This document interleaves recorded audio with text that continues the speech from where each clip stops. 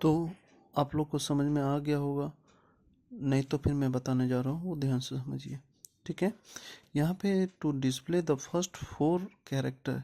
अब first character में क्या होता है कि पहला 4 कैरेक्टर अगर निकालना है फंक्शन के हिसाब से, तो हम इसमें 2 चीज़ यूज़ कर सकते हैं। एक हम लोग लेफ्ट का यूज़ कर सकते हैं, जिससे पहला 4 कैरेक्टर जो मेरा लिखा हुआ है यहाँ डेटाबेस का वो निकल सकते हैं, नहीं तो सब स्ट्रिंग करके दोनों तरीके से निकल। चलिए हम लेफ्ट का यूज़ करते हैं, तो यहाँ लिखेंगे LEFT लेफ्ट, यहाँ लिखेंगे डेटाबेस, और यहाँ कितना निकालना, फर्स्ट 4 कैरेक्टर, हो गया आंसर।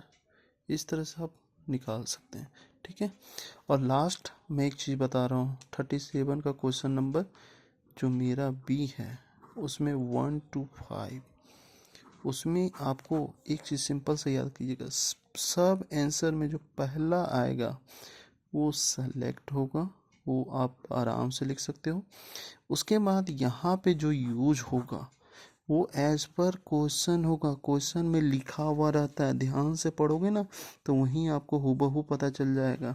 उसके बाद आपको ब्रैकेट लगाना है, उसके बाद एक कॉमा देना है, अब फिर एक ब्रैकेट लगाना है। यहाँ जो है वो देखिएगा सबसे लास्ट में मिलेगा, सब टेबल के लास्ट में ही मिलेगा, कि अगर कॉलम का नाम मिलेगा तो यहाँ मिलेगा, तो यही कॉलम का नाम चिपकाना है। अगर यहाँ पे फ्रॉम टेबल प्रोडक्ट लिखना है तो एक जहाँ टेबल लिखा हुआ मिलेगा किसी भी क्वेश्चन में, तो उसके आगे आपको चुपचाप फ्रॉम डालना है, उसके बाद यहाँ टेबल नेम लिखना है। ठीक है, इतना करके सेमी कॉलम हो गया।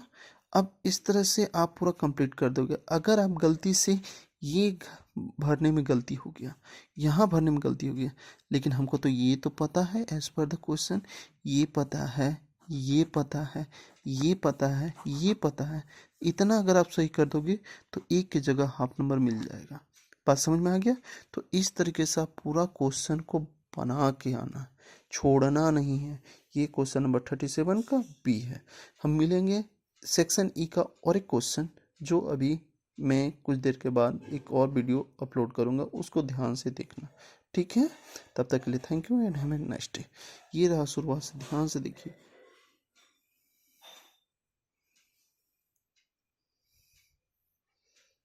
पहला, लेंथ निकालने के लिए अगर आपके पास डेटाबेस दिया हुआ उसमें आपका टोटल नंबर ऑफ कैरेक्टर बोला गया तो उसको लेंथ बोलते हैं, क्योंकि काउंटेबल वैल्यू स्ट्रिंग में पूछा जा रहा है तो इसलिए उस तरह का। अगर उसमें कॉलम का नाम दिया तो उसका उसमें टेबल का भी नाम आएगा।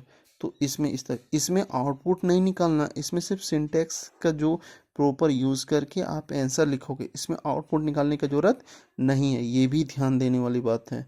तो ये बहुत ही इंपॉर्टेंट है, इसको अच्छे से आप पूरा कंप्लीट कर लोगे। तब तक के लिए thank you and have a nice day.